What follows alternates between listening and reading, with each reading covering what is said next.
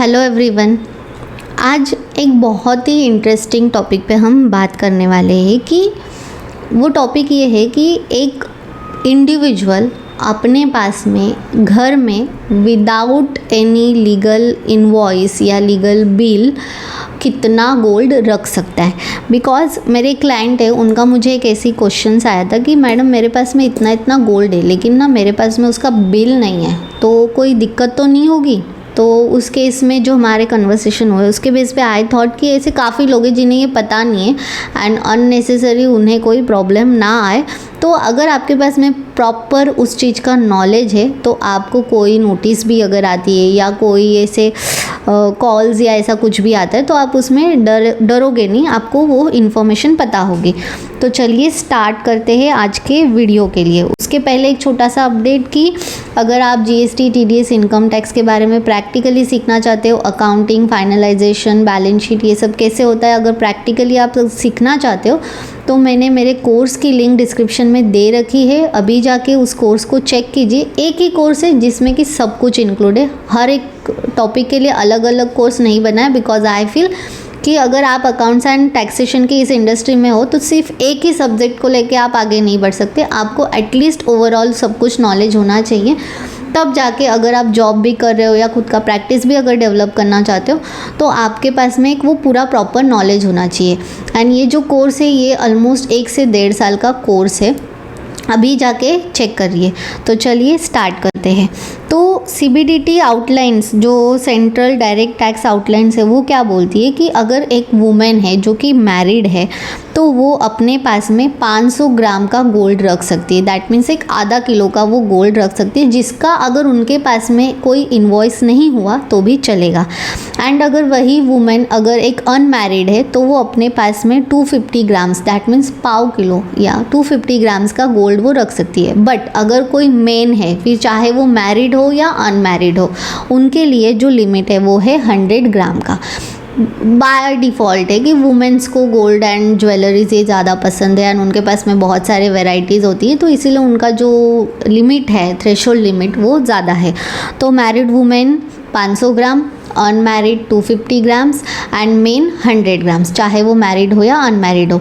अब ये हो गया एक इंडिविजुअल लेवल पे। अब मान के चलो जैसे मेरी फैमिली, मैं हूँ, मेरे पेरेंट्स है, तो हम अगर एक फैमिली को देखें तो उसमें हम कितना गोल्ड रख सकते हैं। जैसे कि मैं, तो मेरा 250 ग्राम्स, मेरी मम्मी का 500 ग्राम्स एंड मेरे पापा का 100 ग्राम, ऐसे हम मिला के 500, 250, 750 और 100, तो इस हिसाब से हम लोग 850 ग्राम्स गोल्ड रख सकते हैं अपने पास में। तो ये एज़ पर रूल बताया गया है। अब इसमें हम देखते हैं कि चलो ये तो हमने देख लिया कि अगर हमारे पास में गोल्ड है तो हम वो कितना रख सकते हैं, लेकिन गोल्ड की ज्वेलरीज के ऊपर इनकम टैक्स एंड जीएसटी का क्या इम्पैक्ट होता है, तो चलो उसके बारे में भी आज थोड़ा सा जान लेते हैं। तो जीएसटी ऑन गोल्ड परचेज, जैसे कि अगर हम कोई गोल्ड परचेज करते हैं तो हमें उसका 3% जो है वो जीएसटी देना पड़ता है।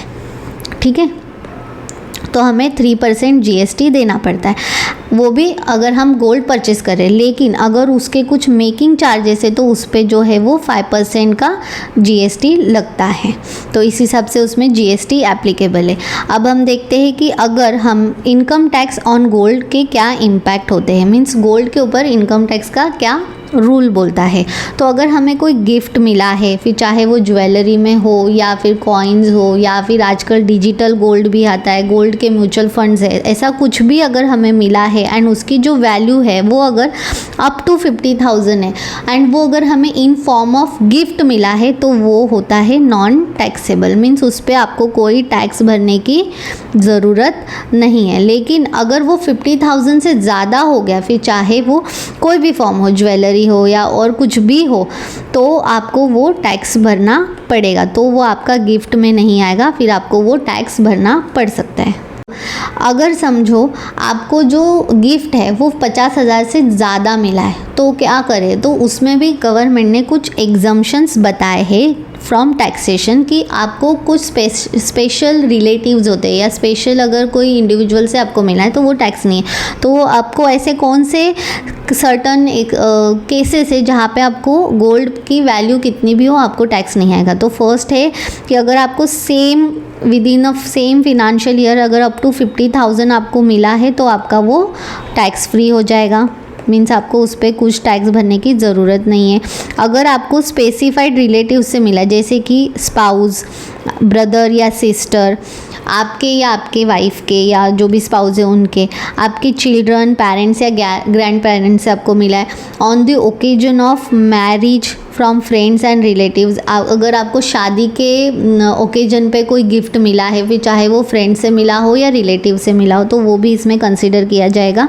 एंड गोल्ड के फॉर्म में अगर आपको कोई भी इनहेरिटेंस या बोलते हैं ना इनहेरिटेंस में कोई आपको बोलते हैं ना जब भी कुछ बंटवारा होता है या कोई जायदाद होती है तो अगर वो ऐसे फॉर्म में भी अगर आपको कुछ गोल्ड मिला है फिर चाहे वो इस लिमिट से ज़्यादा हो तो उस केस में भी आपको इनकम टैक्स नहीं भरना पड़ेगा।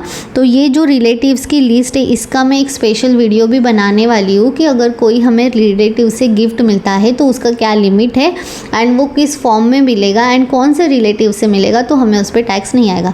आने वाले 1-2 दिन में उसका भी वीडियो आपको मिल जाएगा। बस आई होप कि आपको ये जो गोल्ड एंड उसके परचेस में क्या जीएसटी लगता है, उसका इनकम टैक्स का क्या इम्प्लीकेशन है, जीएसटी का क्या है, एक पर्सन कितना रख सकता है, एक फैमिली कितना रख सकती है, ये टॉपिक एक ओवरऑल ब्रीफ में समझ में आया होगा। अगर इसमें आपको कोई भी क्वेरीज है तो हमें आप कमेंट करके पूछ सकते हो, हम उसका रिप्लाई ज़रूर करेंगे।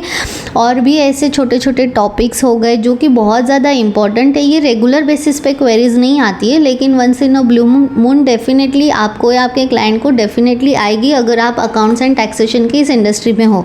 तो ये सब कुछ आपको पता होना एंड कौन से केस में क्या एप्लीकेबल है ये पता होना बहुत ज़रूरी है। एंड इसी गैप को, इसी लर्निंग गैप को देखते हुए बिकॉज मैंने 200+ अकाउंटेंट को ट्रेनिंग दी है एंड कहीं ना कहीं देखा है कि एक अकाउंटेंट कोई भी एक ही स्पेशल बोलते हैं ना एक ही काम को लेके थोड़ा सा एक्सपर्ट बनता है लेकिन एक्सपर्ट भी मीन्स वो उतना भी नहीं बनता। अगर एक ही चीज़ को ले रहे हो तो उसमें भी काफ़ी अच्छा करो।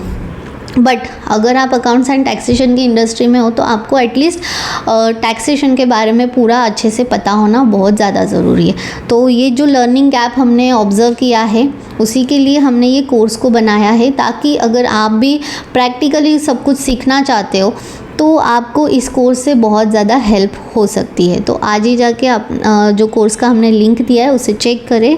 आई होप कि आपको ये वीडियो अच्छा लगा हो एंड आपको समझ में आया हो। अगर फिर भी कुछ क्वेरीज है तो हमें कमेंट करके ज़रूर पूछें एंड हमारे चैनल को ज़रूर सब्सक्राइब करें ताकि हम जब भी कोई नया वीडियो लाए या नया अपडेट दे तो आपको उसका नोटिफिकेशन मिल सके। तब तक के लिए खुश रहिए, हंसते रहिए। नमस्ते।